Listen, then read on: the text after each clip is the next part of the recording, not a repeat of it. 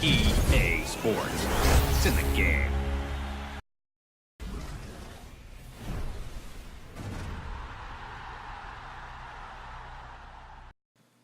Hey guys, it's Summers here and welcome to my latest career mode series. And before you think, but this is just like everything else I've seen, just you wait as I have some pretty crazy ideas for this one.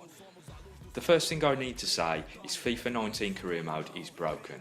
We know it, EA know it, and the more they mess with it, the worse it becomes. The latest patches that wasn't even supposed to touch career mode have nerfed the game, which is even more frustrating for content creators that have put time and effort into making career mode series that are now fundamentally broken.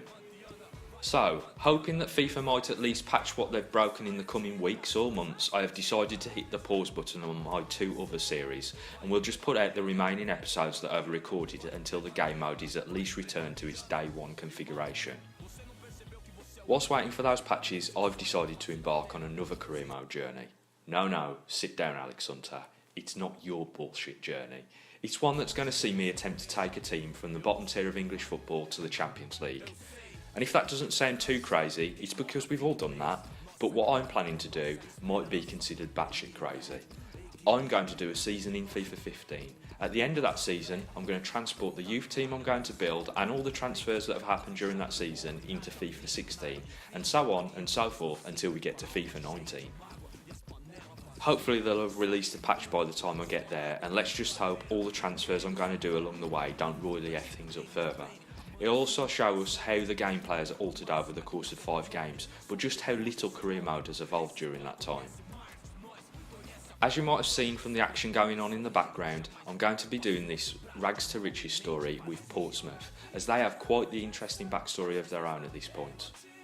Oh, and before you think, nah, that's just not got enough crazy in it to get me going, I have some ideas that will be dropping into the series along the way. And if you have any other ideas that are actually possible to implement, remember I'm on Xbox, drop them down in the comment sections below and we'll see how I can include them. On top of all of this, I want you to get involved and maybe even influence the series storyline and direction. So get in touch with all your youth academy backstories and nicknames, and also don't forget to tell me where to send the youth scouts and what you want me to scout for. The comments with the most thumbs up is where I'll dispatch them next time around. So before I change my mind, let's get on with it. And as we can see, we're straight out to the start of this career mode and we're taking a look at the emails that have come in. Nothing really of too much interest aside from the league objective, which we have been told that we want to win the league, which will be quite a challenge based on the fact that obviously we want to clear out all of the players from the current squad and substitute them with youth academy players, which we're going to get straight on into. And as you can see here, there's a list of scouts that we could take on board. Our budget at this stage is only £550,000, so Woods is out of the question because we want to try and get 3 scouts. So the first one we'll sign is FIFAverse from Denmark. He's a 1-star. Then we've got Cesar Abate, who's taken over the slot from Basang. He's another 1-star from Italy. And then we've got Pekko Mikola, a little bit more expensive, a 2-star from Finland.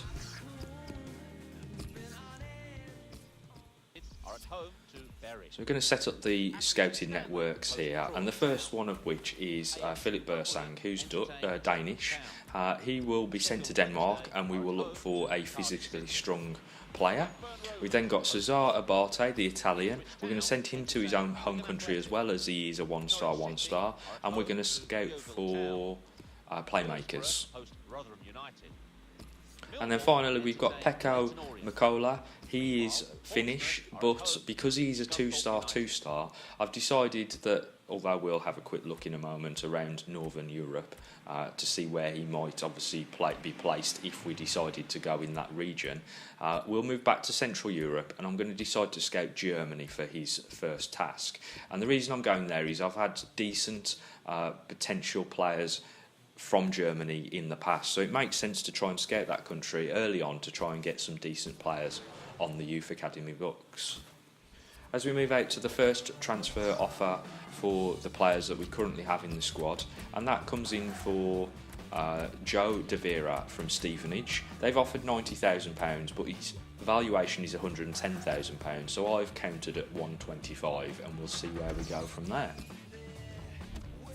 just moving the calendar on to see who else we're going to get offers in place for, and we have received another offer, but we've had an email back here from Stevenage. They've countered once more and they've now offered us £100,000 for De Vera when he's worth 110,000. So we're just going to counter back at 110 and see if we can get his evaluation through.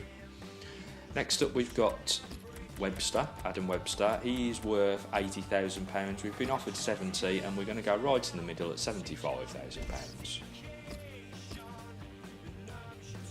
So let's move the calendar on a bit further. And we can see here that we've got another offer in for Maloney. The asking price for Adam Webster is fine. They've gone on and accepted that and will continue to do the deal. Looking at Maloney, he only has 50 overall, but he's 19, so he could be part of the building phase in the early stages of this career mode where we still have to hold on to some of the players. As we can see here, we've got Joe De Vera's transfer has gone through. He's on his way to Stevenage. He's got his bags packed as we head out to our first game of the episode and the series as we face off against Junior FC in a friendly. So as we know, the current format for the pre-season is a tournament which you gain money from. Back here in FIFA 15, you only actually did friendlies. So yeah, that's what we're going through at this stage of the career mode series. And as you can see, we are shipping a couple of goals here to Junior FC. And not really a good start to our tenure here at Portsmouth, but nevertheless 3-1, we have lost that, and Taylor got picked up a slight knock at the end of that game as well. We'll move out here to an offer from Ipswich for Matt Tubbs, a player that's worth apparently £425,000. They've offered us £325,000, which isn't really acceptable. Let's go meet them somewhere in the middle though, and I've counted at 400,000. Move the calendar on again a little bit further, and we've got a transfer offer in for Wes Fogden. Fogden's a right midfielder, 26 years of age, and he's worth 500,000. We're going to counter at 525, even though Ipswich have offered us 425. And then we're out to our second game of the episode. We're against Dundalk. We're away from home in this friendly. Let's see if we can get a better result in this game. So not really much happening in the opening phases. A yellow card there for Dundalk. Injury for Craddock. So that's two strikers that have got injured in the two games that we've played so far. Really good start to the season in that respect. Not really much going on. Plenty of substitutions now as we roll through the last few minutes of the game. Westcar's come on and scored a penalty for us in the 85th minute, and we beat Dundalk 1-0. Transfer offer for Wes Fogden has been reviewed and it's £400,000, and Matt Tubbs has gone to Ipswich. The board has allocated us £240,000. The player actually sold for £400,000, so you can see obviously I've got everything set up to strict. First scout reports are in. Let's have a look at who we've managed to find. So we've got our Finnish scouts here has managed to find a few players, 3 in total, 2 of which are 15 years of age, so don't really help us at this stage. But we're going to sign Michael Schultz. He's got 45 to 61 overall with a potential of 72 to 94. Let's get him in the team as quickly as possible and see how we can improve the squad going forward. Next up we've got Abate. He has managed to find 3 players as well, 2 of which are 16 years of age, 1 15 years of age, and we've got a Lasagna. Come on, Italian player with a surname like that, we've got to get him signed up. And then we've got Riccardo Moscotti. So Francesco Lasagna, he's got 45 to 59 and a potential of 66 to 88. So I think we're going to get him signed up and see how he will show up in the youth academy before then getting him into the main squad. Then Riccardo Moscotti, he's 43 to 57 overall with a potential of between 62 to 82. So we'll get him in the squad as well. I think he could be a decent signing.